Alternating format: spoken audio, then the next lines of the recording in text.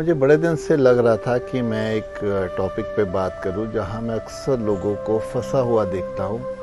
वो है उनकी हीन भावना, यानी उनका जो एनर्जी है वो लो हो जाती है। वो तुलना में चले जाते हैं और अपने आप को कम आंकने लगते हैं, अपने आप को बहुत इन्फीरियर लेकर चलते हैं, जिससे उनका आत्मविश्वास कहीं खो जाता है। वो बात करने में झिझकते हैं, वो अपनी बात रखने में हमेशा ही पीछे रह जाते हैं और अंदर ही अंदर घुटते चले जाते हैं। वो जो एक बीमारी है घुटन की, जो अपने एक भारीपन अंदर इकट्ठा करते रहते हैं, वो समय के साथ साथ और बढ़ती चली जाती है।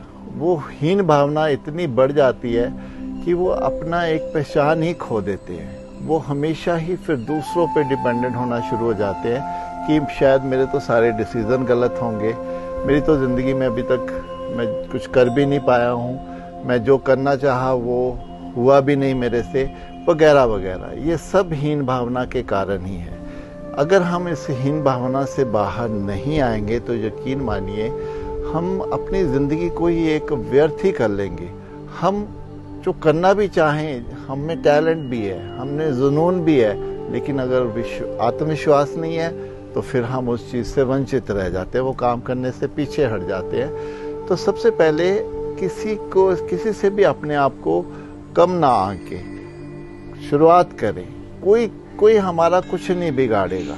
कोई अगर हम नहीं अच्छे से बोल पा रहे हैं, डजंट मैटर, हम शुरू तो करें। एक समय आएगा हम अच्छे से बोलना शुरू कर देंगे। हम लोगों को फेस करना शुरू करें।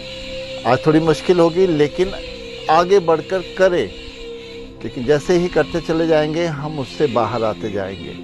तो हीन भावना से बाहर आने का सबसे एक ही सलूशन है कि जिस चीज़ से भी हमें हेजिटेशन होती है, झिझकते हैं, उसको करना शुरू करें। जो होगा देखा जाएगा, ये मन में लेके चले। जिसको जो बुरा लगता है लगे, जिसको जो अच्छा लगता है लगे, मुझे उससे क्या, क्योंकि मेरी अपनी ज़िंदगी है, मेरी अपनी यात्रा है। मैं अपनी ज़िंदगी ऐसे व्यर्थ नहीं कर सकता। ये सब अगर हम मान के चलें तो हमें हीन भावना से बाहर आने में कोई ज़्यादा समय नहीं लगेगा। एक तो तुलना तो हमने करनी ही नहीं है, क्योंकि ईश्वर ने हमें बिल्कुल अलग बनाया है। हमारी शक्ल अलग है, हमारे अंगूठे का जो निशान है वो किसी से नहीं मिलता। तो ईश्वर ने हमें भी कुछ सोच समझ कर बनाया। हमारी